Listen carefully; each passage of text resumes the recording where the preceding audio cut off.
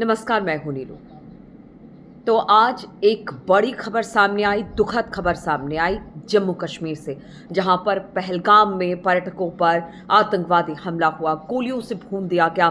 बताया जा रहा है कि 26 से ज़्यादा लोग इसमें मारे गए। हालांकि इस खबर की पुष्टि अभी सरकारी तौर पर नहीं हुई है, लेकिन ऐसे कयास लगाए जा रहे हैं, सूत्रों के हवाले से इस तरह की खबर मिल रही है।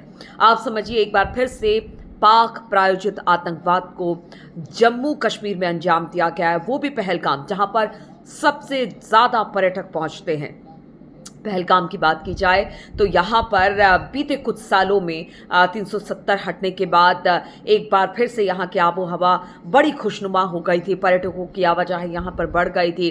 अगर जम्मू कश्मीर की बात की जाए तो यहाँ पर जो अर्थव्यवस्था है जम्मू कश्मीर की, वो सबसे ज़्यादा पर्यटन से ही चलती है, यानी पर्यटन कारोबार से ही यहाँ की अर्थव्यवस्था है। इसलिए हमेशा कहते हैं कि यहाँ पर जो पर्यटक पहुँचते हैं उनका बड़े खुश मिजाजी के साथ कश्मीरी स्वागत करते हैं। और मैं अपने एक्सपीरियंस को बताऊं कि मैं भी जब जम्मू कश्मीर घूमने गई थी, या गाहे बगाहे जाना आना होता है, 2-3 बार मैं जा चुकी हूं, तो हमने देखा कि कितने प्यारे होते हैं कश्मीरी और इतने अच्छे तरीके से वेलकम करते हैं वो बाहर से आए पर्यटकों का। लेकिन आज जब ये खबर आई तो ये खबर दिल को दहला देने वाली थी, चौंका देने वाली थी और गुस्से से भर देने वाली थी।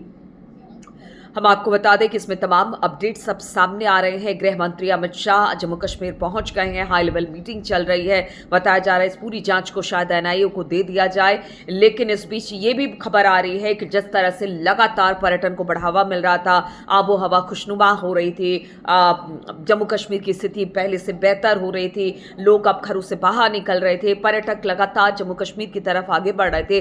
वैसे में खास तौर पर इस पर चोट किया गया है इस आतंकवाद के जरिए। अब आप समझिए कि आतंकवाद किस तरह से है। आप मासूम और बेकसूर पर्यटकों को निशाना बनाते हैं, उनको मारते हैं, और जिस तरह की वीडियोस और तस्वीरें आ रही हैं उससे देखकर आप समझ सकते हैं कि किस तरह से दहशत भरा वो माहौल था जब उन पर आतंकवादी हमला हुआ। गोलियां ताबड़तोड़ उन पर बरसाई गई, लोग वहां से भागते नजर आए। हालांकि देखिए, अभी बताया जा रहा है कि 4-5 की संख्या में आतंकवादी थे और उन्होंने वहां से गोलियां बरसाते हुए वो चिपते हुए जंगल की तरफ आगे बढ़ गए। हालांकि उनको ढूंढने का प्रयास इस वक्त किया जा रहा है, जम्मू कश्मीर पुलिस की तरफ से भी और सेना की तरफ से भी, और बार बार यही कहा जा रहा है कि जिसने ऐसा किया है उसे छोड़ा नहीं जाएगा, आतंकवाद को कतई बर्दाश्त नहीं किया जाएगा। भारत में लगातार इस तरह की हरकत पाकिस्तान करता रहा है और एक बार फिर से भारत, खास तौर पर जम्मू कश्मीर जिसको कहते हैं कि वो शीश मुकुट है भारत का, उसे दहलाने की कोशिश की गई है।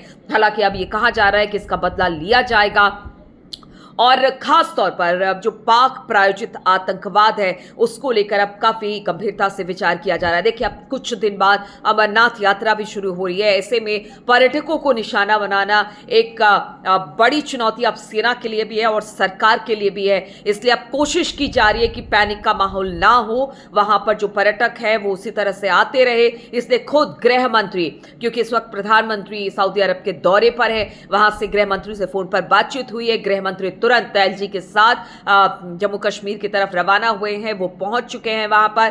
अब मीटिंगों का दौर चलेगा, तो सरकार भी इसे लेकर काफी ज्यादा सख्त है और वो हर कदम उठाने का प्रयास कर रही है जिससे किसी तरह से पैनिक का माहौल ना बन पाए। और जो पर्यटक है, जो जम्मू कश्मीर घूमना चाहते हैं, जो इन हसीन वादियों को देखना चाहते हैं, जो लगातार पिछले कुछ सालों में हमने देखा कि किस तरह से पर्यटकों की आमद लगातार बढ़ती जा रही थी, शायद यही जो पाकिस्तान है उसे रास नहीं आए। जो पाकिस्तान खुद इस वक्त मुफलिसी का शिकार है, वो अपने घर में नहीं देख रहा है, लेकिन भारत में लगातार आतंकवादी गतिविधियों को बढ़ावा दे रहा है। और इस बार तो उन्होंने पर्यटकों को निशाना बनाया है, वो भी बेकसूर पर्यटकों को।